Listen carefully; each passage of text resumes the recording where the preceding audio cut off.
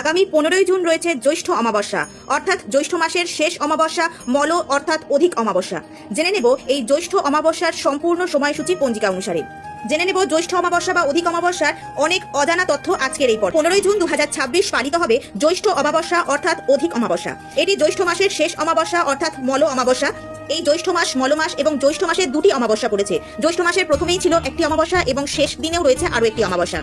এই পর্ব থেকে জানবো জ্যৈষ্ঠ মাসের শেষ অমাবস্যা অর্থাৎ মল অমাবস্যার সম্পূর্ণ সময়সূচি পঞ্জিকা অনুসারে। শেষ অমাবস্যাটি হলো মল অমাবস্যা বা জ্যৈষ্ঠ মাসের অধিক অমাবস্যা।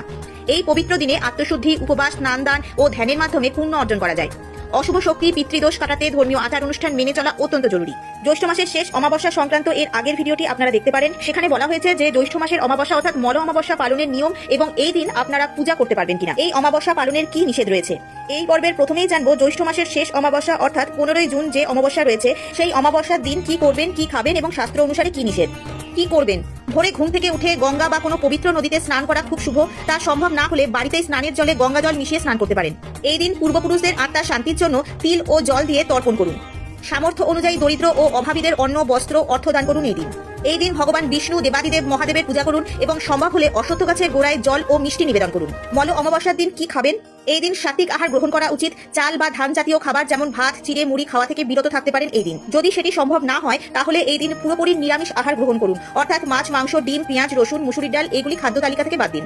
এই পবিত্র দিনে যদি সম্ভব হয় তাহলে উপবাস বা নির্জলা উপবাস থেকে সন্ধ্যায় পূজা সম্পন্ন করার পর খেতে পারেন। সেক্ষেত্রে নিরামিষ হিসেবে ফলাহার, দুধ, মিষ্টি এবং সবজি দিয়ে তৈরি খাবার খাওয়া যেতে পারে। এই দিন শাস্ত্র অনুসারে কি নিষেধ বা কি বর্জনীয়?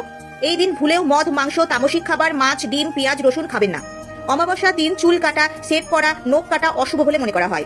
এই তিথিতে কোনো নতুন জিনিসপত্র, যানবাহন বা নতুন পোশাক কেনাকাটা করা থেকে বিরত থাকুন। এই দিন কারোর সাথে খারাপ আচরণ করা, ঝগড়া বিবাদে জড়াবেন না। এমনকি এই দিন কাউকে ধার দেওয়া, কারোর কাছ থেকে ধার করা অনুচিত।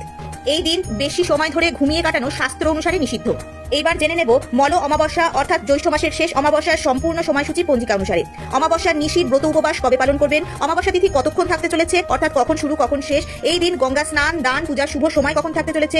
এছাড়াও জেনে নেব অমৃত যোগ এবং মাহেন্দ্র যোগের সময়ক্ষণ। এই বছর জ্যৈষ্ঠ মাসের শেষ অমাবস্যা বা অধিক অমাবস্যা পড়েছে 15ই জুন 2026 বাংলার 31শে জ্যৈষ্ঠ 1433 সোমবার। এই একই দিনে পালিত হবে অমাবস্যার ব্রত উপবাস। দিবা 9টা বেজে 5 মিনিটের মধ্যে অক্ষয়া, মৌনী স্নান, দানাদি। অমাবস্যা তিথি শুরু হচ্ছে 14ই জুন 2026 বাংলার 30শে জ্যৈষ্ঠ 1433 রবিবার দিবা 11টা বেজে 33 মিনিটে। এই একই দিনে অমাবস্যা নিশি পালিত হবে।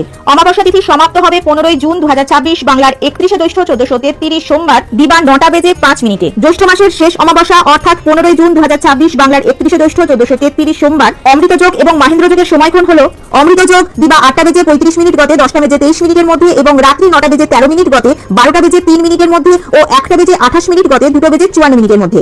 মাহেন্দ্র যোগ রাত্রি 3টে বেজে 36 মিনিট গতে 4টে বেজে 19 মিনিটের মধ্যে।